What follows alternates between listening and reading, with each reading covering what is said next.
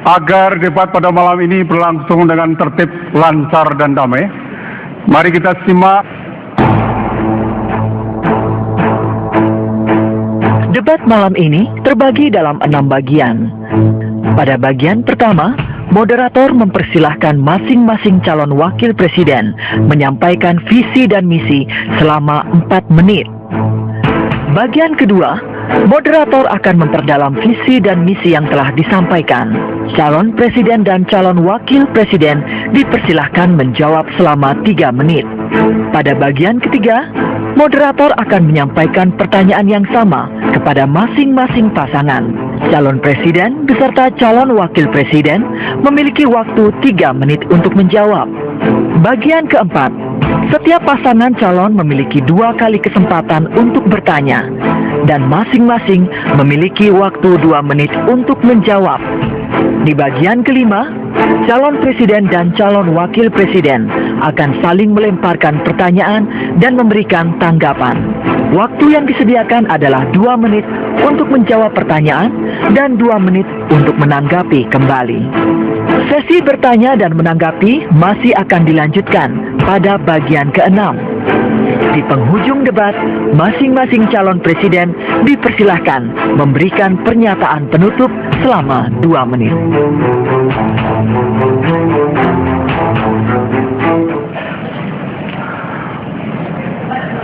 Baik, mari kita mulai debat malam hari ini dengan segmen yang pertama, di mana masing-masing pasangan calon akan menyampaikan visi dan misi tentang tema debat, pangan, energi, dan lingkungan. Telah disepakati bahwa yang akan menyampaikan visi dan misi adalah para calon wakil presiden dengan waktu masing-masing 4 menit. Untuk kesempatan pertama, saya persilahkan calon wakil presiden nomor urut 1 untuk memaparkan visi dan misi. Waktunya 4 menit. 4 menit dari sekarang. Bismillahirrahmanirrahim. Assalamualaikum warahmatullahi wabarakatuh. Selamat malam dan salam sejahtera bagi kita semua. Yang saya hormati Bapak Joko Widodo dan Bapak Muhammad Yusuf Kalla. Yang saya hormati Bapak Prabowo Subianto. Yang saya hormati Profesor Sudarto. Yang saya cintai seluruh rakyat Indonesia dimanapun berada. Syukur alhamdulillah, pada malam hari ini kita akan membahas topik yang sangat-sangat penting bagi kelangsungan bangsa dan negara kita, pangan, energi, dan lingkungan hidup. 3 menjadi satu kesatuan yang tidak bisa kita pisahkan, karena lingkungan hidup penting. Tanpa lingkungan hidup yang baik, sulit kita mengembangkan sektor pangan dan energi kita. Saudara sekalian yang saya cintai, pangan merupakan kebutuhan dasar manusia. Pemenuhannya adalah hak asasi manusia yang dijamin oleh undang-undang. Oleh sebab itu negara berkewajiban memenuhi ketersediaan pangan dalam jumlah yang cukup, terjangkau harganya, terakses dengan mudah oleh seluruh lapisan masyarakat. Oleh sebab itu Prabowo Hatta Rajasa berkomitmen dengan kedaulatan pangan, kemandirian pangan, ketahanan pangan, dan keamanan pangan. Prinsip inilah kemudian kami kembangkan ke arah sasaran dan kebijakan. Pertama, kita harus menyediakan pangan dalam kecukupan. Dan yang kedua, pangan harus terjangkau oleh seluruh masyarakat. Dan yang ketiga, kita juga harus mengembangkan diversifikasi pangan kita. Dan yang keempat yang tidak kalah penting adalah bagaimana upaya kita untuk meningkatkan kualitas pangan dan gizi masyarakat, dan program yang lain adalah mitigasi agar tidak terjadi kerusakan pada pangan kita. Di bidang energi, kita mengembangkan, pertama, kita harus meningkatkan migas kita produksinya. Yang kedua, mengurangi impor. Dan yang ketiga yang tidak kalah penting adalah melakukan penghematan. Yang keempat adalah melakukan diversifikasi energi dengan mengembangkan energi baru dan terbarukan. Di bidang lingkungan hidup, kita tahu penerapan prinsip sustainable development menjadi keharusan bagi kita. Oleh sebab itu, kita arahkan kebijakan kita. Yang pertama, penting bagi kita lingkungan hidup untuk mengatasi global climate change. Yang kedua, kita juga harus penting untuk melakukan konservasi agar ekosistem kita tetap terpelihara dan terjaga. Yang ketiga, yang tidak kalah penting adalah kita harus sungguh-sungguh mengatasi, meningkatkan kualitas air, kualitas udara, kualitas tanah. Dan yang keempat adalah yang tidak kalah pentingnya, bagaimana upaya kita agar prinsip-prinsip dasar konsep sustainable development menjadi prinsip pembangunan pasca Millennium Development Goals. Inilah prinsip-prinsip yang ingin kami kembangkan apabila rakyat memberikan mandat kepada kami. Dan yang penting lagi adalah lingkungan hidup bukanlah sebuah warisan, akan tetapi ia adalah titipan dari generasi-generasi ke depan yang harus kita pelihara, kita jaga, kita tingkatkan kualitas lingkungan hidupnya agar generasi mendatang hidup lebih baik daripada kita. Terima kasih. Wassalamualaikum warahmatullahi wabarakatuh.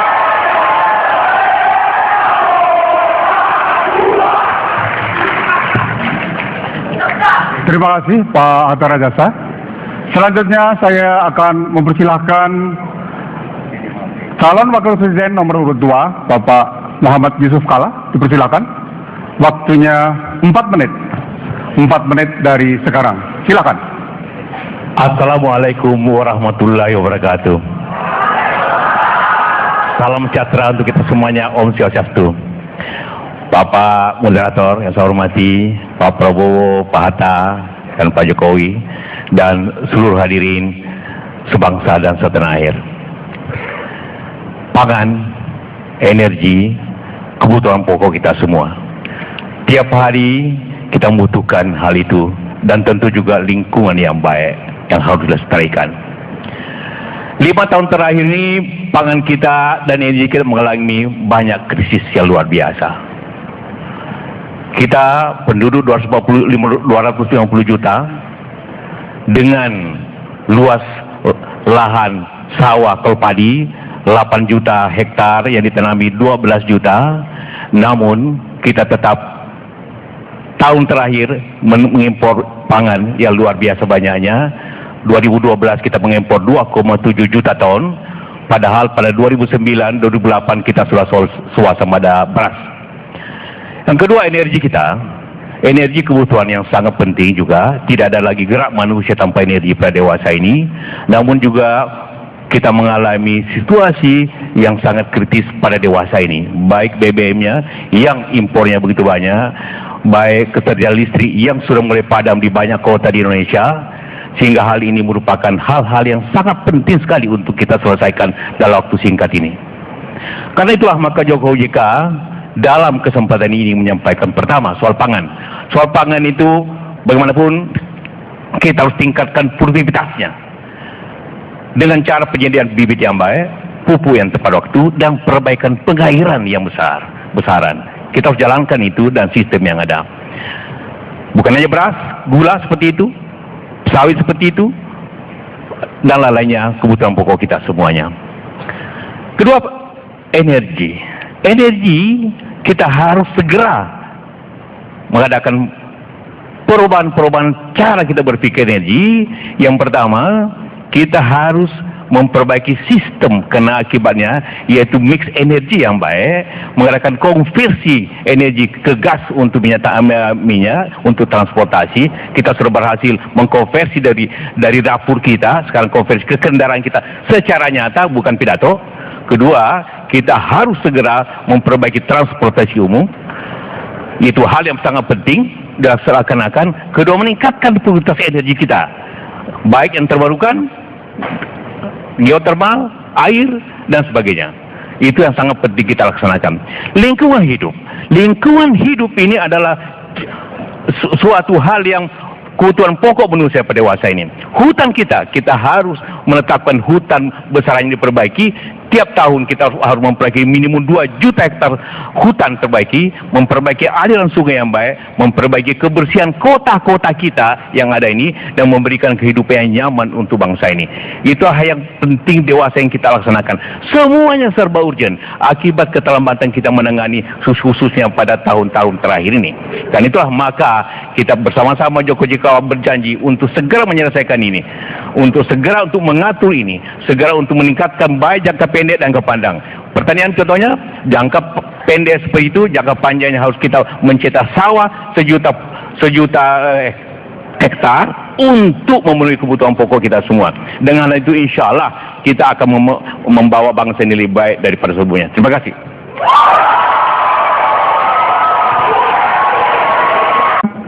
Pertanyaan kepada Pak Jokowi JK. Berdasarkan pada visi dan misi yang Pak Jokowi JK sampaikan, akan membangun ketahanan pangan berbasis pada agribisnis kerakyatan melalui pengembangan ekspor pertanian berbasis pengolahan. Pertanyaan saya, bagaimana upaya itu dilakukan? Dan bagaimana strategi menghadapi tantangan liberalisasi perdagangan? Waktu Pak Jokowi JK 3 menit untuk menjawab. Saya persilahkan 3 menit dari sekarang. Silakan. Terima kasih. Yang harus dilihat terlebih dahulu adalah pasarnya. Kalau kita ingin ekspor, yang harus dilihat dulu ada pasarnya. Pasarnya apa? Kalau pasarnya sudah jelas ada, baru kita berproduksi. Saya berikan contoh. Petani diperintahkan untuk menanam pepaya. Petani diperintahkan untuk menanam melon dan semangka. Tetapi pasarnya di mana? Petani itu sebetulnya asal diberi arahan, asal dikawal, asal diberi PPL, asal diberi bibit, itu berproduksi apapun bisa. Jangan menganggap remeh petani. Persoalannya hanya kita ini tidak pernah menyiapkan pasar untuk mereka. Kalau mereka sudah diperintah untuk menanam pepaya, mestinya disiapkan industri ekstrak jus pepaya yang bisa diekspor. Kalau mereka diperintah di sebuah wilayah untuk menanam melon dan semangka, mestinya juga pasarnya disiapkan. Industri pengolahan pasca panen inilah yang sudah bertahun-tahun tidak pernah kita lihat dan tidak pernah kita kerjakan. Kita ini semuanya sebetulnya ngerti masalahnya. Kita ngerti problemnya. Kita ngerti persoalannya. Yang belum ada adalah niat untuk menyelesaikan masalah itu.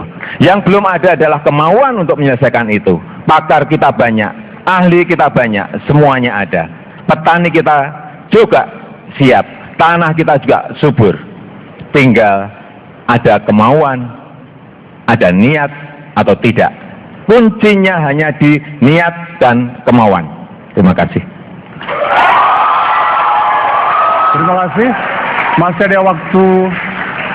Silakan Pak JK untuk menambahkan. Setiap ekspor kita tentu kita butuhkan nilai tambah yang baik. Nilai tambah yang baik hanya bisa apabila pengolahan. Contoh sawit. Kalau kita hanya ekspor CPO-nya tentu kurang. Tapi karena itu industri hilir daripada seluruh pertanian itu harus dikembangkan dengan baik. Sama dengan tadi dikatakan hortikultura, buah-buahan, apapun. Maka industri hilir dari pertanian. Kalau daya saingnya, kita yakin bahwa karena kita adalah negara agraris yang baik, pertanian yang baik, lahan yang baik, juga penduduk yang besar sebagai pasar, juga di luar negeri, maka yang dibutuhkan ialah di samping peningkatan produktivitas, nilai tambahnya dalam bentuk pengolahan dan juga pasar yang baik. Itulah inti untuk kemakmuran rakyat. Karena dasar dari pertanian itu rakyat, maka yang dibutuhkan ialah pendapatan rakyat yang lebih besar daripada menanam saja. Itu yang kita inginkan. Terima kasih. Baik.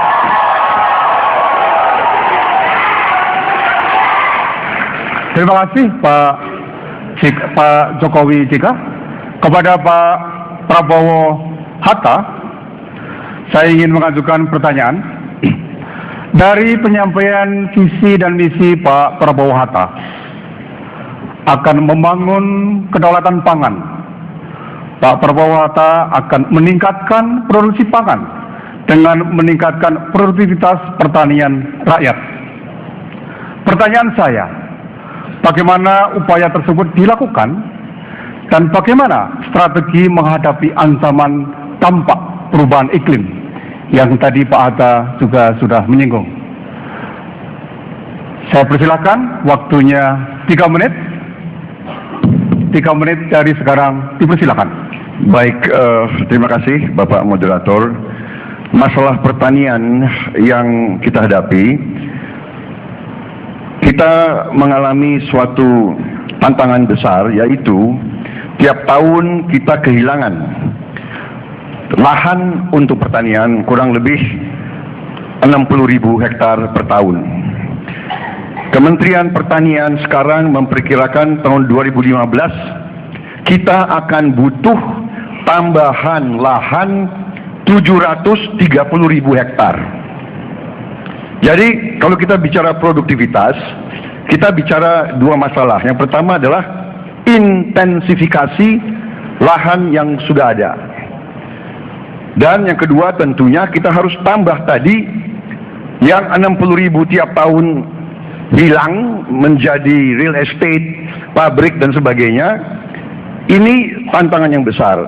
Jadi kalau strategi bagaimana meningkatkan produktivitas, ada dua pendekatan. Yang pertama tentunya memperbaiki pupuk.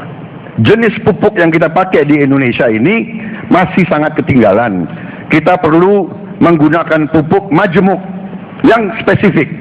Kita baru sekarang menggunakan sebagian kecil pupuk majemuk yang umum, tidak spesifik. Artinya perlu ada pupuk untuk jagung, perlu ada pupuk untuk beras, perlu ada pupuk untuk ubi dan sebagainya. Tidak satu pupuk untuk semua. Jadi kita perhitungkan dengan memberi pupuk majemuk yang umum saja dari lahan yang ada, kita bisa meningkatkan produksi 40%. Dan ini sudah dibuktikan di 100 kabupaten di seluruh Indonesia dan berhasil. Peningkatannya rata-rata 41%. Itu dari intensifikasi. Tapi kita butuh tambah yang tadi diperkirakan oleh Kementerian Pertanian 730.000 hektar yang hilang 2015 tahun depan.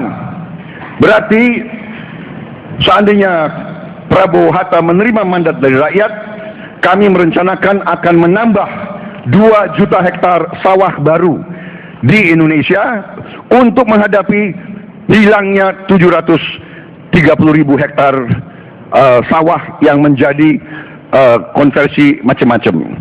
Jadi inilah strategi kami.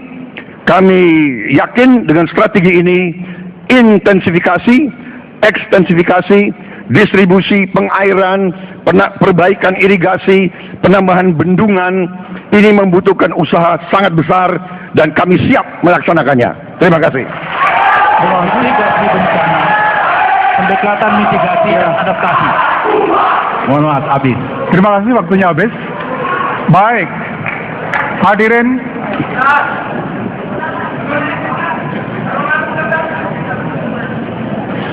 Baik, kita akhiri segmen 2. Sebelum kita melanjutkan segmen yang ketiga, kita ikuti jeda berikut ini. Bertanya kepada pasangan calon nomor urut 1, Pak Prabowo Hatta. Dalam rangka mencapai kedaulatan energi, kita menghadapi berbagai tantangan. 1. Liberalisasi dalam tata kelola energi. Kedua, Pak Hatta tadi sudah menyebutkan subsidi BBM yang terus meningkat. Ketiga, porsi penggunaan energi baru terbarukan kita masih rendah, masih kecil. Hanya 6% dari target 25% pada tahun 23% pada tahun 2025. Pertanyaan saya, bagaimana strategi Pak Prabowo Hatta untuk menata ulang pengelolaan sektor energi? Waktunya 3 menit, dipersilakan. Terima kasih. Penataan ulang terhadap sektor energi wajib kita lakukan. Yang pertama, sambil kita menghormati kontrak-kontrak yang dikatakan liberal tadi itu, kita hormati, namun tetap kita lakukan upaya renegosiasi agar sebesar-besarnya pendapatan negara untuk kemakmuran rakyat bisa kita dapatkan. Namun yang paling penting dari situ adalah bagaimana energi kita sustain, berkelanjutan. Disinilah yang pentingnya yang saya sebutkan. Yang pertama, upaya kita untuk meningkatkan cadangan dengan melakukan eksplorasi, itu yang pertama, untuk meningkatkan cadangan atau reserve, proven reserve kita. Yang kedua, penting bagi kita untuk mengembangkan sumur-sumur yang tua dengan teknologi enhanced oil recovery. Ini juga untuk menambah cadangan kita. Akan tetapi semua itu bersifat jangka pendek karena fosil. Yang terpenting bagi kita adalah upaya mengembangkan diversifikasi energi dengan utamanya energi masa depan, yaitu energi baru dan terbarukan. Maka di sini kuncinya adalah insentif, riset, spending untuk meningkatkan, dan juga pola bisnisnya yang harus menarik dengan mengembangkan apa yang kita sebut sebagai feed-in tarif. Oleh sebab itu di negara manapun energi baru dan terbarukan, energi masa depan harus ada insentif dari pemerintah. Dengan demikian maka kami Prabowo Hatta berkomitmen untuk meningkatkan bauran energi sampai tahun 2020 setidaknya sudah mencapai angka di atas 20%. Di dalam RPJMN kita 25% dicapai pada tahun 2025-2030. Dengan demikian, dengan insentif dan feed-in tarif, maka pola bisnis itu akan terjadi. Nah, kemudian yang berikutnya, yang tidak kalah pentingnya adalah bagi kita, bagaimana kita melakukan conserve, penghematan energi. Yang terpenting adalah bagaimana elastisitas energi yang sekarang sangat tinggi, 1,63, kita tekan ke arah 0,8. Dengan demikian maka penghematan akan terjadi terhadap pembangunan kita. Dan ini harus kita lakukan secara konsisten. Kesimpulannya adalah, pertama, eksplorasi untuk meningkatkan cadangan.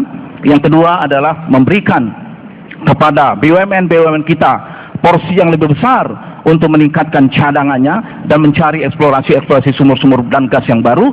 Dan yang ketiga, energi baru dan terbarukan, yaitu diversifikasi energi. Dan yang keempat adalah penghematan terhadap energi yang harus kita lakukan juga.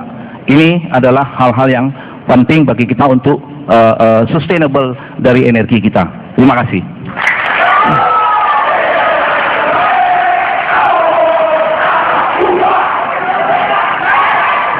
Terima kasih Pak Hatta.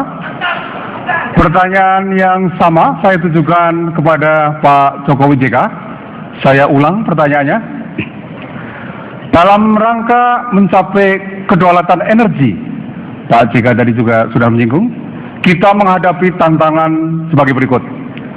1. Liberalisasi dalam tata kelola energi. 2. Subsidi BBM yang terus meningkat. 3. Porsi penggunaan energi baru terbarukan yang masih rendah. Pertanyaannya, bagaimana strategi Pak Jokowi JK untuk menata ulang pengelolaan sektor energi? Saya persilahkan, waktunya 3 menit. Silakan. Terima kasih. Sebetulnya energi yang kita punyai ini sangat melimpah, baik menyangkut minyak, baik gas dan panas bumi atau geothermal, dan juga energi yang terbarukan. Banyak kesempatan yang bisa kita kelola, kita manage dari situ. Yang pertama, yang menyangkut minyak, menyangkut gas dan panas bumi. Kita harus berani memutuskan. Yang pertama, BBM harus dialihkan, dikonversi ke gas. Karena ini jelas lebih murah dan stok yang ada ini bisa mengurangi beban dari BBM. Kemudian yang kedua juga infrastruktur yang berkaitan dengan gas itu sendiri. Karena pemipaan untuk gas untuk menuju baik ke industri, baik ke perumahan, ini harus segera dikerjakan. Hitungan kami, pemipaan untuk gas ini kurang lebih bisa dikerjakan dalam waktu 3 tahun dengan sebuah kecepatan yang tinggi. Yang ketiga, yang paling penting ini yang juga sangat menyedot banyak energi adalah masalah hal yang berkaitan dengan kemacetan. Oleh sebab itu, ke depan yang namanya transportasi publik, mass transportation, itu harus dikerjakan secara baik di kota-kota besar yang ada di seluruh Indonesia ini. Tidak ada kata tidak, karena ini menyangkut sebuah visi ke depan kita agar energi yang ada ini betul-betul bisa kita pakai se-efisien mungkin. Kemudian mengenai energi yang terbarukan, saya kira juga lahan-lahan kita yang lahan marginal ini juga masih beribu-ribu hektar lahan yang marginal. Masih banyak sekali yang tidak perlu air. Ini juga banyak tanaman-tanaman yang bisa kita pakai untuk membangun sebuah energi yang terbarukan. Misalnya, saya berikan contoh cantel atau sorghum. Ini bisa ditanam di mana-mana, di tempat-tempat yang marginal bisa ditanam. Tetapi karena tidak ada riset yang baik, tidak ada yang berani memulai, tidak ada insentif di situ, sehingga orang tidak mau masuk ke sana. Dan juga pasarnya, memang Pertamina harus membuka pasar untuk itu. Untuk biofuel harus dibuka, sehingga jangan sampai justru kita memberikan insentif untuk impor minyak tetapi tidak memberikan insentif kepada energi terbarukan yang harusnya bisa dinikmati oleh para petani. Terima kasih. Baik, waktunya habis.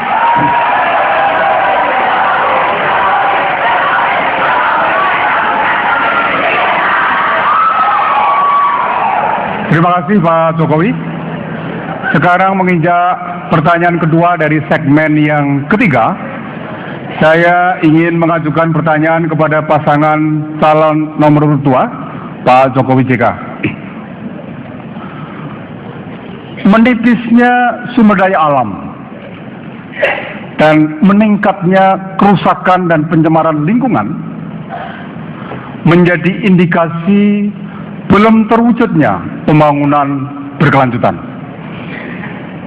Pertanyaan saya, bagaimana strategi Pak Jokowi JK dalam menserasikan antara pertumbuhan ekonomi, keadilan, aspek sosial, dan pelestarian lingkungan? Saya persilakan untuk menjawab, waktunya 3 menit. Dipersilakan. Ya, mestinya kita harus menyeimbangkan antara kepentingan ekonomi, kepentingan hajat hidup masyarakat, dan juga kelestarian lingkungan. Ketiganya ini harus berjalan paralel, berjalan beriringan, sehingga akan kita peroleh sebuah kemanfaatan yang melestarikan juga, bukan hanya urusan ekonomi, bukan hanya urusan hajat hidup masyarakat, tetapi juga kelestarian lingkungan ini tetap bisa kita jaga. Jangan ada yang dinomorsatukan yang ini dan dinomorduakan ini. Semuanya harus berjalan secara paralel. Dan kita tahu semuanya, sekarang ini hutan kita rusak, daerah aliran sungai kita juga rusak, kemudian terumbu karang di pantai kita juga rusak. Karena apa? Kita terlalu mengejar pertumbuhan ekonomi dan tidak memperhatikan kelestarian lingkungan. 3 hal itulah saya kira yang harus kita jalankan secara berkesinambungan, berkelanjutan, sehingga betul-betul bahwa lingkungan kita ini bisa kita jaga. Karena ini adalah yang akan kita berikan kepada anak cucu kita. Kita tidak bisa lagi berteori. Kita tidak usah lagi menyampaikan hal-hal yang muluk-muluk. Tetapi apa yang sudah kita ketahui segera kita kerjakan, apa yang kita ketahui segera kita laksanakan, dan apa yang kita ketahui segera kita implementasikan. Karena kekurangan kita sekarang ini memang melaksanakan. Merencanakan sudah banyak sekali, tapi melaksanakannya kita yang kurang. Oleh sebab itu menurut saya yang paling penting sekarang melaksanakan. Pak Jokowi dipersilakan, Pak JK dipersilakan. Antara ekonomi dan lingkungan yang bisa menyesuaikannya adalah teknologi. Artinya kalau sawah sekarang ini 1 hektar menghasilkan 5,5 hektar padi, maka kita harus teknologi masuk untuk menjadi 6-7 ton per hektar, sehingga tidak kita butuhkan lahan terlalu banyak, sehingga hutan tetap baik. Begitu juga sawit harus lebih baik produktivitasnya, sehingga yang bisa menghabis ialah tetap kesejahteraan ekonomi jalan, tapi lingkungan terjaga, kemudian juga sungai terjaga dan masyarakat terjaga. Teknologilah yang menjadi inti daripada itu. Terima kasih Pak JK.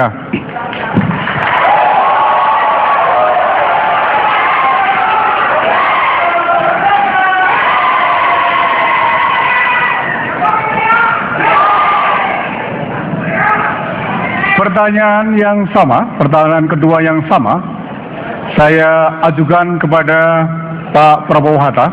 Akan saya ulang pertanyaannya.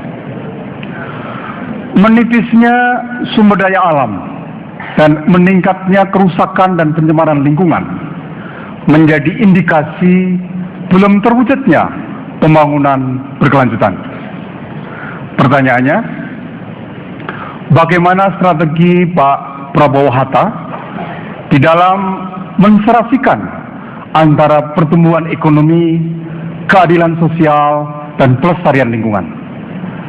Silakan dijawab, waktunya 3 menit. Dipersilakan. Terima kasih Bapak Moderator.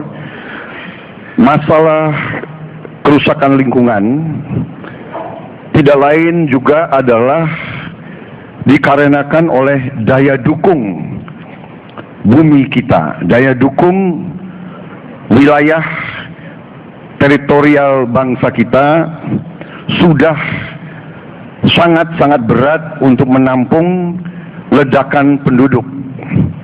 Jadi Indonesia, negara yang kita cintai ini, tiap tahun kita harus menerima tambahan 5 juta warga baru. Tambahan penduduk kita 5 juta tiap tahun. Berarti 5 juta mulut baru. Kita harus siapkan makan, siapkan semua fasilitas yang dibutuhkan oleh seorang warga negara. 5 juta tiap tahun.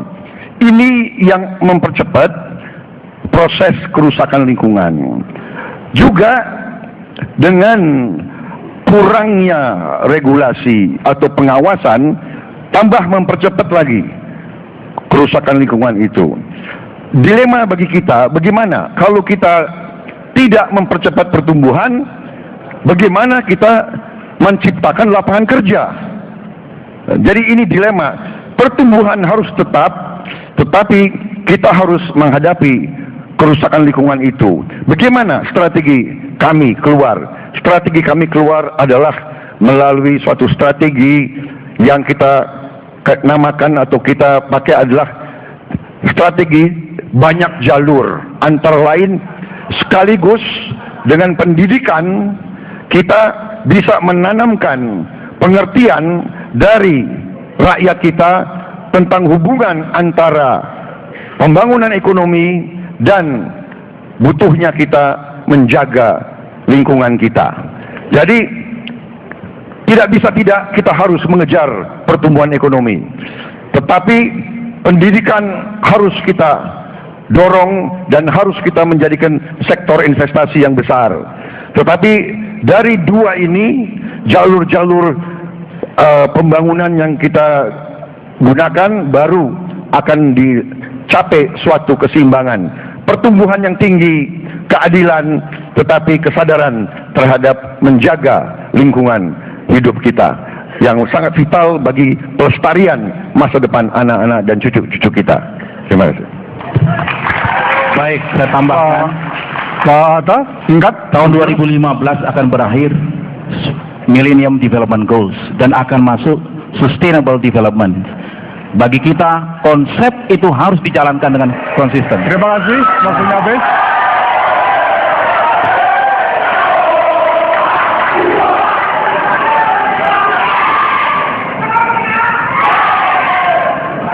Terima kasih. Kita akhiri segmen yang ketiga. Kita ikuti cerita berikut ini sebelum kita memasuki tanggapi jawaban. Waktu bertanya 1 menit dan waktu menjawab 2 menit.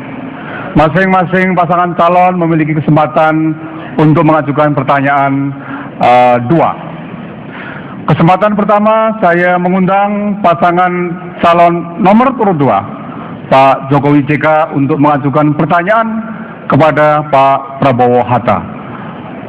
Waktunya 1 menit, dipersilakan.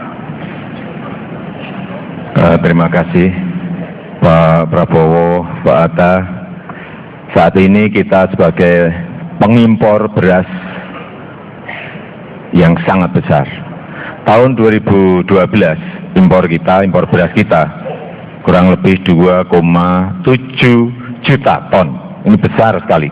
Dan kita pernah bersuasembada tahun 2008-2009. Pertanyaan saya kepada Pak Hatta sebagai Menko Perekonomian saat itu, menurut Bapak apa yang keliru dan apa yang salah? Dan juga untuk Bapak Prabowo sebagai Ketua HKTI, upaya apa yang telah Bapak lakukan? Terima kasih. Baik, silakan Pak Prabowo Hatta untuk menjawab. Waktunya 2 menit, dipersilakan. Terima kasih Bapak Jokowi dan Pak Yusuf Kalla. Kalau melihat data record import dari tahun 2000 sampai sekarang, tidak ada kita tidak mengimpor. Tapi jangan salah, sesungguhnya kita sudah bersuasembada. Hanya kita mengimpor apabila terjadi gangguan pada pertanian kita akibat iklim ekstrim. 2007-2008 kita ketahui bahwa dunia mengalami krisis. Pak JK ada di situ. Tapi justru Indonesia mengalami surplus pada tahun 2008, sehingga kita tidak mengimpor. Kita surplus, dan bahkan kita membantu negara tetangga kita dengan suplai beras, yaitu Filipina.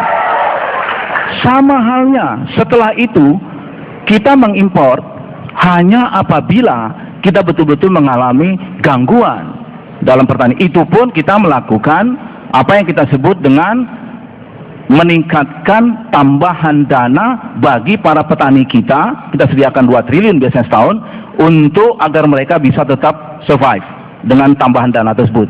Nah, import yang selalu kita lakukan umumnya untuk beras-beras tertentu, misalkan beras untuk masyarakat asing dan sebagainya. Pak melanjutkan. Silakan Pak Prabowo, singkat. Ya, sebagai Ketua Umum HKTI, saya terus konsisten menolak impor beras. Saya selalu mengingatkan pemerintah, ya. Saya mengingatkan pemerintah, dan pernah saya ditegur oleh Pak Yusuf Kalla sebagai Wakil Presiden, ya. Beliau Ketua Umum Golkar, saya dipanggil. Beliau negur saya karena statement saya menolak impor beras, ya. Ya, Pak. Benar, Pak. Bapak Ketua Umum Golkar, saya masih anggota Golkar. Bapak manggil saya dan Bapak menegur saya. Baik, Pak Prabowo.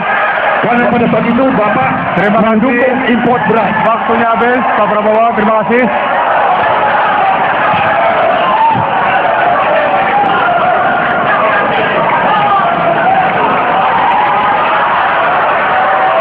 Baik, kita lanjutkan sekarang. Pak Prabowo Hatta untuk menyampaikan pertanyaan kepada Pak Jokowi JK. Waktunya 1 menit. Dipersilakan. Terima kasih Bapak Joko Widodo dan Pak Muhammad Yusuf Kalla. Dunia mengakui Indonesia the champion di dalam mengatasi global climate change, dan di Bali kita berhasil di dalam UNFCCC melahirkan suatu deklarasi melengkapi Kyoto Protocol. Yang saya ingin tanyakan, sejauh mana menurut pandangan Bapak berdua efektivitas dari Kyoto Protocol? dan bagaimana kita mengatasi efek gas rumah kaca. Terima kasih. Terima kasih. Pak Jokowi JK dipersilakan untuk memberikan jawaban. Waktunya 2 menit. Dipersilakan. Indonesia pendukung utama daripada Tokyo Protocol. Karena itu artinya adalah dunia harus bertanggung jawab kepada kerusakan lingkungan di daerah-daerah atau seperti tropical forest Indonesia. Karena itu Indonesia mendukung itu, dan Indonesia juga sangat memprotes kenapa Amerika tidak melaksanakan dengan betul atau tidak menyetujui protokol itu. Karena itulah di Bali, tentu Pak Hatta tahu, kita menjalankan RED, reduce emission and for deforestation and the forest. Jadi karena itulah maka Indonesia mendukung itu dan ingin menjalankan itu sebaik-baiknya, karena kita sangat berkepentingan dan dunia sangat berkepentingan. Pelaksanaannya memang sangat lambat akibat pihak negara industri Amerika dan juga sebagian Eropa tidak menjalankan itu dengan baik, sehingga yang seharusnya climate change itu dengan carbon credit tidak berjalan dengan baik. Akibat carbon credit tidak berjalan dengan baik, maka insentif untuk perbaikan hutan juga tidak jalan. Seperti di Kalimantan, dunia internasional, Norwegia ataupun Australia itu hanya menjanji terus untuk kasih $1 miliar, tapi ternyata tidak realisasi. Itu yang terjadi sebenarnya. Jadi kita harus berjuang sendiri, dan walaupun negara industri itu tidak membayarnya, tapi karena lingkungan kita di sini harus dijalankan dengan kekuatan sendiri. Pada waktunya mereka harus sadarkan itu. Baik. Pak Jokowi akan menambahkan? Cukup? Baik. Kita lanjutkan dengan pertanyaan kedua. Saya ingin mempersilakan Pak Jokowi JK untuk menyampaikan pertanyaan. Waktunya 1 menit. Dipersilakan. Pak Prabowo dan Pak Hatta, energi kita dalam kondisi sangat kritis. Tahun-tahun terakhir ini kita pengimpor minyak terbesar dalam sejarah kita. Produksi kita menurun menjadi sekitar 800.000 barel per hari, dan kita mengimpor kurang lebih 700.000. Subsidi kita naik terbesar dalam sejarah Indonesia. Defisit kita naik terbesar dalam sejarah untuk mengimpor minyak itu. Listrik kita mulai padam di mana-mana dan juga banyak mati. Apa yang terjadi sehingga terjadi krisis itu? Pak Prabowo Hatta dipersilakan untuk memberikan jawaban. Waktunya 2 menit. Dipersilakan. Terima kasih Pak Yusuf Kalla. Bapak tahu, sejak Bapak Wakil Presiden pun terjadi declining produksi kita, menurun.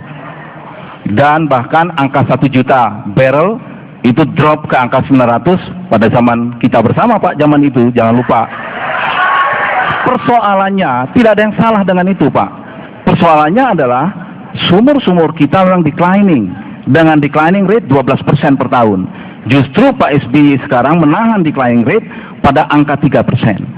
Tapi Pak JK saya pastikan awal 2015 angka produksi kita naik lagi ke 1 juta barrel. Nah, ada apa dengan listrik kita? Ya kita mau bangun 10.000 megawatt, tapi karena terburu-buru semua serba tidak siap. Dan ketika dites yang harusnya 2 kali 300 megawatt, availability faktornya di bawah daripada ketentuan. Ini menghambat, memperlambat yang seharusnya 3 tahun yang lalu sudah selesai semua, sampai sekarang belum mencapai 10.000 megawatt. Nah ini adalah tata kelola menurut saya yang terlalu terburu-buru pada waktu itu. Oleh sebab itu banyak hal yang perlu kita jelaskan, tapi percayalah keadaan sekarang jauh lebih baik dibandingkan sebelumnya. Jauh lebih baik. Sekarang listrik kita sudah mencapai 54.000 megawatt. Demikian juga kita akan mencapai kembali 1 juta barrel. Tapi soal yang berkaitan dengan upaya kita yang terbesar yang harus kita lakukan adalah melakukan diversifikasi energi kita secepat mungkin. Karena tidak boleh kita menggantungkan kepada energi fosil, masa depan kita ada pada energi baru dan terbarukan. Kuncinya adalah insentif, feed-in tarif, agar bisnis di dalam energi baru dan terbarukan dapat berjalan dengan baik, sehingga bisa berkembang energi baru dan terbarukan tersebut. Terima kasih Pak JK. Terima kasih.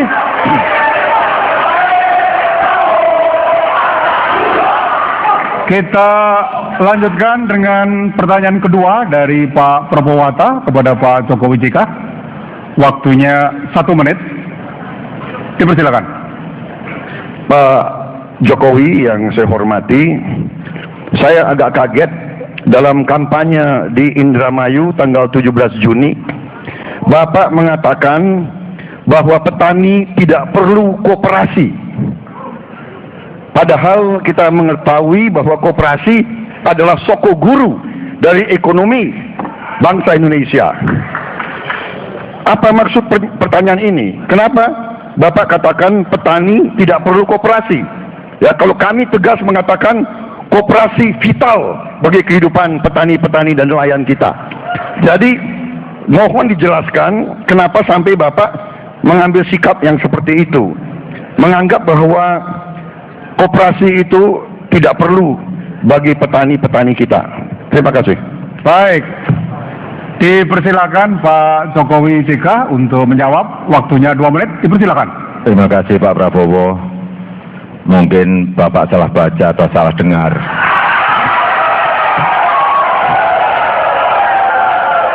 Saya kira semua orang tahu bahwa yang namanya koperasi itulah soko guru ekonomi kita. Semua orang tahu. Jadi tidak mungkin seorang Jokowi mengatakan seperti itu. Hanya masalahnya di desa ini ada beberapa hal yang juga harus kita tuntaskan. Baik yang berkaitan dengan perangkat desa, baik yang berkaitan dengan kelembagaan yang ada di desa, baik yang nantinya desa itu akan dikucurkan dana, karena undang-undang desa sudah mengatakan kurang lebih 1,4 miliar. Menurut saya yang paling penting desa adalah punya yang namanya badan usaha milik desa. Bisa dalam bentuk koperasi, bisa dalam bentuk yang lain, tetapi menurut saya alangkah lebih baiknya dalam bentuk koperasi. Yang diperlukan sekarang adalah bahwa desa harus bisa mandiri. Oleh sebab itu, kita ke depan ingin agar ternak yang ada di desa, yang diberikan subsidi dari pemerintah, itu dipusatkan di dalam satu tempat. Di dalam satu kandang. Sehingga apa? Sehingga nantinya dari produksi sapi ini memproduksi kotoran, dan kotoran bisa masuk diarahkan kepada sebuah produksi energi, sehingga di desa pun bisa swasembada energi dan tentu saja bisa swasembada daging sendiri. Saya kira pengelolaan seperti itulah yang kita perlukan di desa. Hanya kita sekarang ini perlu memperkuat kelembagaan perangkat desa dan anggaran untuk desa. Terima kasih. Pak Jokowi, waktunya habis.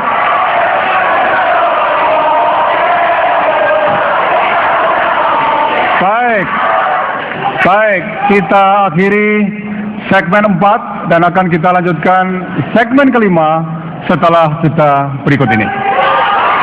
Menjawab, menanggapi, dan menanggapi balik terdiri dari 4 sesi. Waktu bertanya 1 menit, waktu menjawab dan menanggapi 2 menit. Kita mulai dengan sesi yang pertama. Saya ingin memberikan kesempatan kepada pasangan nomor urut 1, Pak Prabowo Hatta, untuk mengajukan pertanyaan. Waktunya 1 menit. Dipersilakan. Terima kasih moderator Pak Joko Widodo dan Pak Muhammad Yusuf Kalla.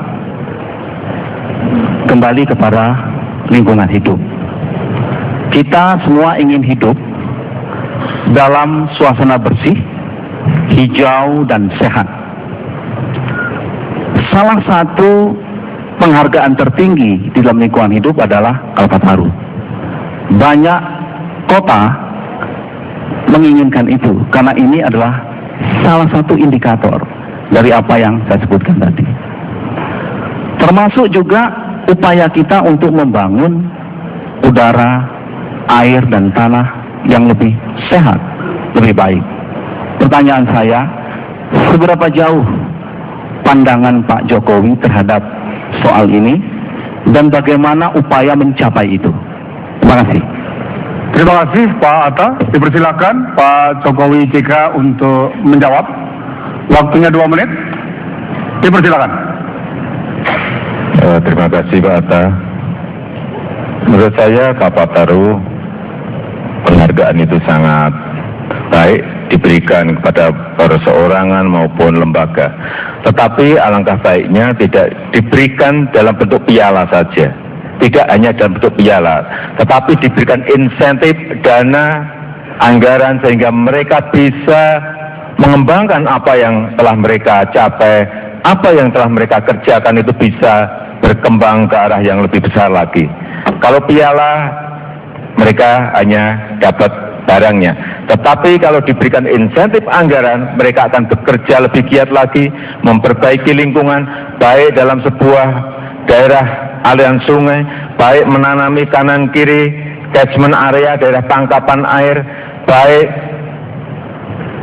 memperbaiki lingkungan desanya, baik mengambil air dari atas dengan pipa yang sangat sederhana sampai ke bawah sebuah desa. Tetapi kalau ini hanya diberikan piala, menurut saya baik, tetapi alangkah lebih baik kalau diberikan sebuah anggaran, diberikan insentif, sehingga tidak hanya 1, 2, 3, 4, 5 orang yang ingin melakukan itu, tetapi semua masyarakat ingin bekerja, ingin memperbaiki lingkungannya, ingin memperbaiki desanya, ingin memperbaiki daerah tangkapan air, ingin memperbaiki seluruh daerah aliran sungai, dan ingin memperbaiki kotanya, dan tentu saja ingin memperbaiki seluruh negara yang kita cinta ini. Terima kasih.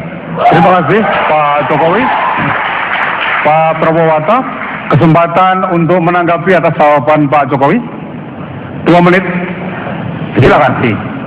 Pak Jokowi, bentuk penghargaan, apakah dalam bentuk insentif dana atau piala, itu bukan sesuatu yang terlalu prinsip. Yang penting itu adalah penghargaan itu refleksi dari keberhasilan sebuah kota membangun kotanya bersih, hijau, dan sehat. Apakah nanti ia mendapatkan insentif atau berupa piala, itu konsekuensi dari telah melakukan itu.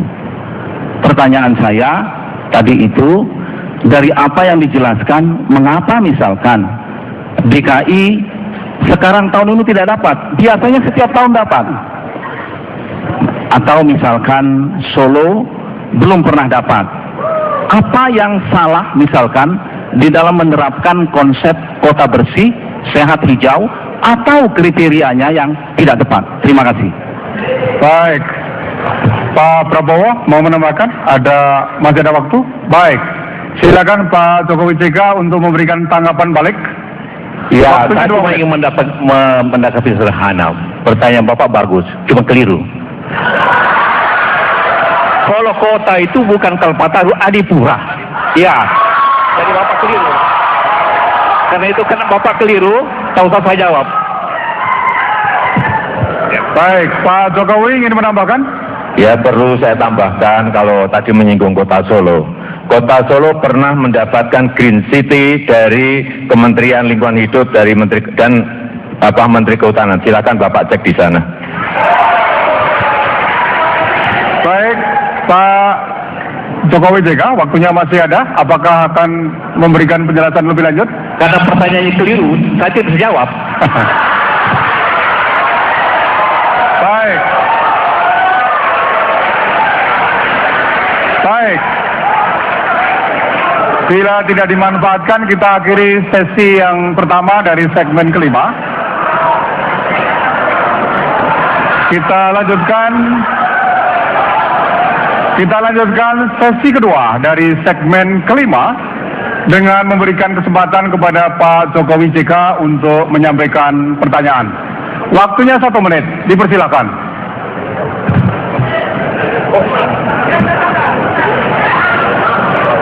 Silakan Pak Jokowi. Yang saya hormati Pak Prabowo, Pak Atta, menjelang Lebaran, harga daging sapi selalu ini semakin mahal. Tadi pagi saya ke pasar, saya cek harga daging sapi 120.000 per kilo. Mestinya dengan impor harga daging sapi bisa stabil atau bahkan bisa lebih murah. Pertanyaan saya kepada Pak Prabowo, bagaimana pandangan Bapak tentang kebijakan impor daging sapi tersebut? Terima kasih. Terima kasih. Pak Prabowo Hatta, dipersilakan untuk menjawab. Waktunya 2 menit. Silakan. Baik, masalah kenaikan harga pangan menjelang puasa itu selalu menjadi masalah bagi kita, dan memang masalah daging adalah salah satu daripada komoditas pangan yang selalu mengalami kenaikan menjelang bulan puasa. Jadi yang harus kita lakukan sekarang adalah untuk meningkatkan kemampuan dan kapasitas petani-petani kita untuk menambah jumlah ternak yang ada di Indonesia, menambah juga pengusaha-pengusaha yang akan menjalankan pabrik-pabrik pemotongan sapi, kemudian juga memperlancar distribusi sapi dari sumber-sumber sapi yang ada di Indonesia. Indonesia sebetulnya menghasilkan cukup banyak ternak sapi, tetapi masalahnya adalah kadang-kadang mendatangkan sapi dari Nusa Tenggara Timur kadang-kadang lebih susah daripada mendatangkan dari Australia. Jadi masalah-masalah inilah yang harus kita perbaiki bersama. Ya, ini memang adalah masalah pekerjaan rumah yang besar bagi kita. Bagaimana kita sekarang memperlancar peningkatan produksi pertanian, peternakan di segala bidang, termasuk yang utama daging, susu, dan sumber-sumber protein lainnya. Ini masalah yang besar dan ini perlu suatu pendekatan yang komprehensif yang harus kita lakukan secara besar-besaran. Memperbaiki tata kelola pertanian dari hulu sampai hilir, ini merupakan suatu usaha besar dan perubahan paradigma mindset kita yang tadinya agak terlalu neoliberal, sekarang Terima kasih kepada Pak kerakyatan. Prabowo, waktunya habis. Baik, kesempatan Pak Jokowi JK untuk menanggapi jawaban dari Pak Prabowo. Waktunya 2 menit, silakan. Mestinya kalau kita mempunyai sebuah strategi jangka panjang, kita seharusnya sudah berani memulai, tadi sudah saya sampaikan, bahwa perlunya bakalan-bakalan sapi itu diberikan di desa-desa, di semua desa, tetapi terpusat di dalam satu kandang. Sehingga gampang untuk dicek, gampang untuk dikontrol, dan semua petani ikut di dalam program ini. Pertama yang paling penting adalah kita bisa mendapatkan pupuk dari sana.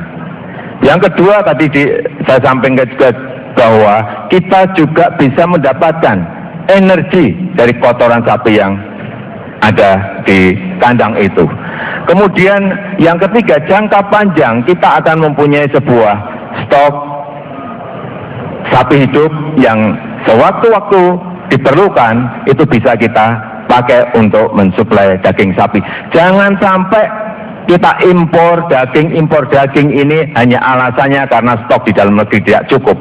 Tapi kalau ini berani kita lakukan, saya meyakini dalam waktu kira-kira 5-6 tahun itu bisa kita selesaikan masalah impor daging sapi. Kemudian dalam waktu 1-5-6 tahun ini apa yang kita lakukan dengan impor? Impor silahkan, tetapi tidak dalam bentuk daging head, tetapi dalam bentuk karkas. Kenapa karkas? Kita bawa ke sini karkas itu, kemudian kita potong di sini. Harganya akan bisa bermacam-macam. Ada harga daging yang 30.000 ada harga daging yang 45.000 ada harga daging yang 70.000 ada. Tukang bakso bisa hidup dari cara mengimpor karkas seperti ini. Tidak seperti sekarang yang semuanya harus beli yang 120.000. Terima kasih. Terima kasih. Terima kasih. Pak Prabowo Hatta punya kesempatan untuk menanggapi balik. Waktunya 2 menit, dipersilakan. Baik, Saudara Jokowi, sebagian dari pandangan-pandangan Bapak tentang ternak di desa, saya setuju. Iya, ya, sebagian. Tapi Bapak mengatakan di kandang, berkelompok, itu menurut saya kok naga-naganya ke arah koperasi, Pak.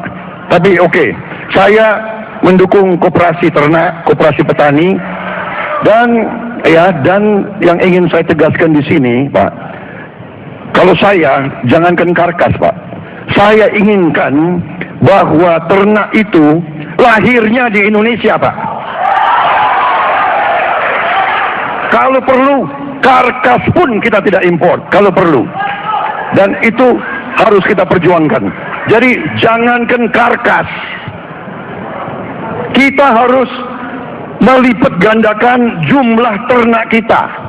Jumlah ternak yang harus kita lipat gandakan. Di semua desa, di seluruh Indonesia, yang mampu membesarkan ternak, itu harus kita lakukan. Jadi di ujungnya, kita tidak perlu impor karkas sekalipun. Itu yang kita inginkan. Terima kasih. Waktunya masih ada. Pak Hatta ingin menambahkan? Dipersilakan. Terima kasih. Konsumsi daging sapi kita meningkat per kapita sekarang di atas 2,2 kg per kapita. Masih sangat rendah. Tapi Pak JK, Pak Jokowi, kalau melihat data terakhir, import kita menurun. Karena kita betul-betul menginginkan bersuasembada sapi. Memang pada awalnya akan mahal harganya, tapi ini menguntungkan peternak kita dan membuat rangsangan akan meningkatnya populasi sapi, dan pada akhirnya nanti kita akan bersuasembada pada harga yang mulai stabil turun ke bawah. Intinya kita stop dulu impor dengan meningkatkan Terima kasih. sapi dalam negeri. Terima kasih. Waktunya habis.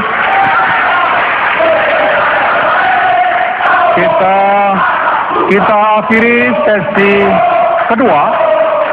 Kita lanjutkan sesi ketiga dari segmen kelima dengan memberikan kesempatan kepada Pak Perbawata untuk menyampaikan pertanyaan. Waktunya 1 menit. Dipersilakan. Pak Jokowi yang saya hormati, tadi kita sudah membahas dan menyinggung masalah pangan, dan inti dari pangan kita sepakati adalah bahwa sawah kita berkurangnya sangat drastis. 2015 kita harus punya atau defisit sawah kita itu 750.000 hektar. Kami mempunyai program untuk menambah lahan 2 juta hektar untuk pangan. Pertanyaan saya, apakah Bapak Jokowi sependapat ekstensifikasi lahan harus secara besar-besaran dan harus berani kita tambah dalam waktu dekat di atas 1 juta hektar mengarah ke 2 juta atau lebih? Itu pertanyaan saya, Pak. Terima kasih. Terima kasih. Pak Jokowi JK, waktunya 2 menit untuk menjawab. Silakan. Tambahan sawah itu sangat diperlukan. Tetapi tentu saja kita harus melihat terlebih dahulu airnya dari mana. Jangan seperti yang saya lihat sekarang, ada di Papua, sudah dibuka, tetapi kemudian dibiarkan begitu saja. Karena apa? Tidak pernah dipikirkan airnya dari mana. Tidak pernah dipikirkan bendungannya dibangun di mana. Sehingga menurut saya yang paling penting adalah ditentukan dulu lokasinya. Apakah ada air atau tidak? Apakah ada sungai yang bisa dibendung atau tidak? Kalau sudah, buat bendungannya dulu. Kalau bendungannya selesai berarti air ada. Air ada, buat irigasi. Masuk ke irigasi tersier, masuk ke sawah yang ingin kita bangun itu. Itu baru yang namanya membuat sawah akan berhasil. Bukan membuat sawahnya dulu baru mencari airnya. Ini kebalik-balik. Membuat bendungannya dulu, mengalirkan lewat irigasi, kemudian menyalurkan kepada sawah itu. Kita tidak ingin ada kegagalan, karena yang kita lihat sudah terlanjur hutan ditebang, tetapi sawah tidak bisa dikerjakan lagi. Oleh sebab itu, ke depan semuanya harus dikalkulasi, semuanya harus dihitung, semuanya harus diteliti agar betul-betul yang dikerjakan ini bukan sebuah proyek, tetapi sebuah program yang bermanfaat bagi negara ini, program yang bermanfaat bagi rakyat, dan rakyat mendapatkan kemanfaatan dari itu karena mereka mendapatkan pembagian lahan dan kesejahteraan mereka akan naik, kesejahteraan petani akan meningkat. Terima kasih. Terima kasih. Pak Prabowo Hatta punya kesempatan untuk menanggapi atas jawaban Pak Jokowi. Waktunya 2 menit. Silakan. Pak Jokowi, tentunya di abad ke-21 ada teknologi, ada sistem manajemen. Tentunya kalau kita akan membangun sesuatu harus direncanakan dengan baik. Tetapi Bapak belum menjawab, apakah Bapak setuju atau tidak kita harus tambah 2 juta hektar. Yang saya ingin adalah apakah Bapak secara konsepsi setuju atau tidak menghadapi defisit 730.000 hektar 2015. Bapak sependapat atau tidak bahwa kita harus segera menambah jumlah sawah kita? Itu Pak, yang Bapak belum menjawab. Saya mengerti, kalau kita mau bikin sawah, tentunya harus ada sumber air, ya kan? Ya kan? Kalau tidak ada air, tidak mungkin ada tanaman yang hidup. Saya kira, ya. Terima kasih Pak. Baik, Pak Hatta akan menambahkan. Masih ada waktu, Pak Hatta. Sudah cukup? Pak Jokowi dipersilakan untuk memberikan tanggapan balik. Waktunya 2 menit. Silakan. Saya kira memang tidak perlu saya jawab tadi, karena memang di visi misi kita jelas bahwa kita ingin membangun sawah minimal 1 juta per tahun, jelas ada di dalam visi misi kita jelas. Sehingga saya tadi tidak menjawab karena di dalam visi misi kita jelas. Tetapi yang ingin kami sampaikan adalah bagaimana melaksanakan, mengimplementasikan dari visi misi itu. Karena yang banyak sekarang ini adalah membuat visi misi, membuat rencana-rencana, membuat wacana-wacana, tetapi tidak diimplementasikan, tidak bisa dilaksanakan, tidak segera diputuskan. Itu problemnya. Kalau hanya ingin akan banyak sekali. Saya kira yang paling penting bagaimana mengimplementasikan ini, bagaimana bisa melaksanakan ini, bagaimana kita bisa membuat sebuah manajemen perencanaan, bisa membuat sebuah manajemen organisasi, bisa membuat manajemen pelaksanaan yang betul-betul real, yang betul-betul konkret, yang betul-betul nyata, yang bisa dirasakan manfaatnya oleh rakyat. Dan yang paling penting memang manajemen pengawasan. Jangan sampai seperti yang dulu kita pernah beberapa kali, tidak hanya sekali. Tadi saya sampaikan di Papua ada kegagalan membuat food rice. Kemudian sejuta lahan gambut kita juga pernah tidak berhasil. Ini harus menjadi catatan. Kenapa saya sampaikan bendungannya dulu? Karena kita mempunyai sebuah pengalaman yang tidak baik, tidak hanya sekali, tidak hanya 2 kali. Oleh sebab itu ini harus menjadi catatan. Catatan itu sangat penting. Karena jangan sampai kita mengulangi kesalahan. Jangan mengulangi kesalahan. Terima kasih. Baik. Terima kasih Pak Jokowi.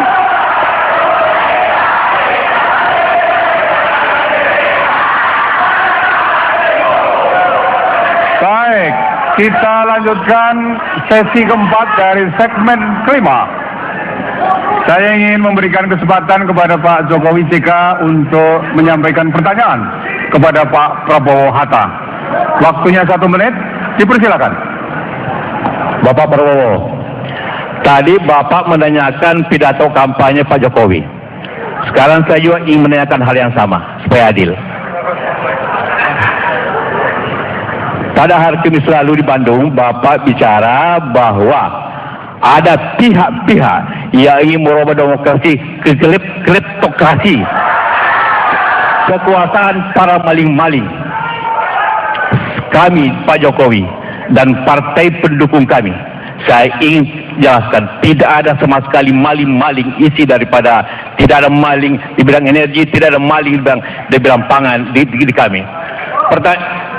Pertanyaannya ialah, karena tidak ada maling minyak, tidak ada mafia minyak, tidak ada mafia daging, tidak ada mafia beras, tidak ada mafia gula tempat kami, tidak ada mafia haji, tidak ada malika hutan.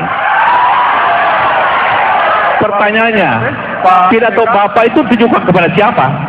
Waktunya habis. Baik. Tentang klaim koperasi. Kepada siapa? Baik. Tujukan? Terima kasih Pak JK. Silakan Pak Prabowo Hatta untuk menjawab. Waktunya 2 menit. Silakan. Pak Yusuf Kalla yang saya hormati, kita sudah lama jadi orang Indonesia, Pak. Ya. Jadi kalau Bapak mengatakan di pihak Bapak begitu, ya syukur. Yang saya maksud adalah proses demokrasi kita yang kita ingin jalankan dengan baik. Kita sama-sama tahu bahwa sekarang terjadi jual beli suara, terjadi macam-macam praktek-praktek yang tidak benar. Ini yang saya maksud, Pak, bahwa roh daripada demokrasi sedang dirusak oleh macam-macam. Bisa dari partai saya, bisa. Saya tidak mengatakan di partai saya tidak ada orang maling, ya. Tapi yang saya maksud ini adalah fenomena untuk bangsa kita semua, begitu Pak. Siapa tahu di pihak Bapak ada juga, di pihak partai A dan B ada juga. Jadi maksud saya adalah mengingatkan rakyat bahwa mereka harus menjaga demokrasi ini. Mereka jangan ikut larut dalam permainan-permainan yang kita ketahui bersama selalu terjadi di lapangan. Saya kira itu Pak yang saya maksud. Baik. Pak Hatta ingin menambahkan? Pak Hatta ingin menambahkan? Terima kasih. Terima kasih. Sebetulnya kalau kita menjalankan demokrasi dan sekaligus dengan penegakan hukum, rule of law yang baik, maka yang dibilang mafia apapun kita serahkan kepada penegak hukum. Kita serahkan. Jadi tidak perlu kita melontarkan sesuatu yang kemudian tidak memiliki data apapun. Jadi kalau saya menganggap apapun juga bisa ditrace, bisa dicari siapa orang-orang yang dikatakan Pak JK itu maling-maling tadi itu. Terima kasih Pak. Baik, waktu habis. Kesempatan Pak Jokowi JK untuk memberikan tanggapan atas jawaban Pak Prabowo Hatta. Dipersilakan. 2 menit. Ya, karena pidato Bapak di kampanye mengatakan ada pihak, sedangkan kita berkampanye hanya 2 pihak. Jadi seakan-akan kami kan. Tapi saya ingin jelaskan bahwa apa yang disebut tadi Pak Hatta itu tentang hukum, pendapat hukum, semuanya sudah kena di KPK. Minyaknya ada di KPK, sudah dagingnya ada di KPK, hajinya sudah ada di KPK, Al-Quran pun ada di KPK, semua sudah jelas. Dan alhamdulillah tidak ada di sini bakal-bakal, tidak ada. Itu saja masalahnya. Terima kasih. Pak Jokowi ingin menambahkan? Silakan Pak Jokowi.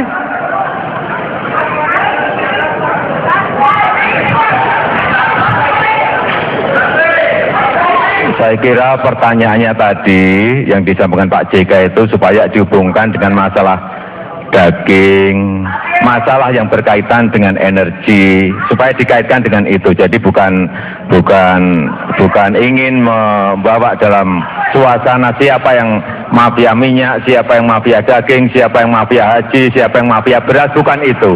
Supaya ini bisa ajak Bapak Prabowo bisa menjelaskan, dan tadi Bapak Prabowo sudah menjelaskan secara jelas, dan saya kira terima kasih. Baik, terima kasih. Kesempatan Pak Prabowo Hatta untuk memberikan tanggapan balik. Waktunya 2 menit. Silakan Pak Prabowo. Ya. Baik, jadi Pak Jokowi, Pak Yusuf Kalla, inti daripada mungkin apa yang Bapak arah atau mengarah adalah mungkin bahwa kami menganggap yang saya sebut maling-maling itu di salah satu pihak, padahal itu bukan maksud kami, ya. Bahwa yang saya ingatkan selalu adalah kita sebagai bangsa. Kita semua sebagai bangsa punya kelemahan-kelemahan. Kalau kita pura-pura tidak ada kelemahan, saya kira itu dosa kepada rakyat. Itu yang saya ya. Sebagai contoh, ya, kalau ada sebuah pemerintah menandatangani kontrak yang merugikan negara dan bangsa untuk puluhan tahun, itu bagaimana? Apakah itu tidak merugikan rakyat dan bangsa Indonesia? Ya, jadi tolonglah kita mawas diri, introspeksi, kita lihat kepada diri kita sendiri. Ini kelemahan, marilah kita perbaiki bersama untuk demokrasi yang kita harus bangun bersama. Ya, jadi yang saya inginkan adalah mengingatkan rakyat, jangan sampai demokrasi yang sudah susah kita bangun, kita rusak sendiri. Itu yang saya maksud. Terima kasih. Baik, Pak Hatta. Apakah Pak Hatta ingin menambahkan? Singkat, Pak Hatta. Terima kasih. Saya berterima kasih. Apa yang saya sampaikan, kami ngotot untuk renegosiasi kontrak. Alhamdulillah, saya dikasih tahu oleh Pak Jero Wacik bahwa tangguh sudah naik menjadi 12 saat ini. Baik, Terima waktunya kasih. habis, Pak. Waktunya habis. Baik, hadirin dan pemirsa yang saya hormati. Segmen 5 yang panjang telah kita lalui. Kita lanjutkan segmen ke-6 setelah jeda.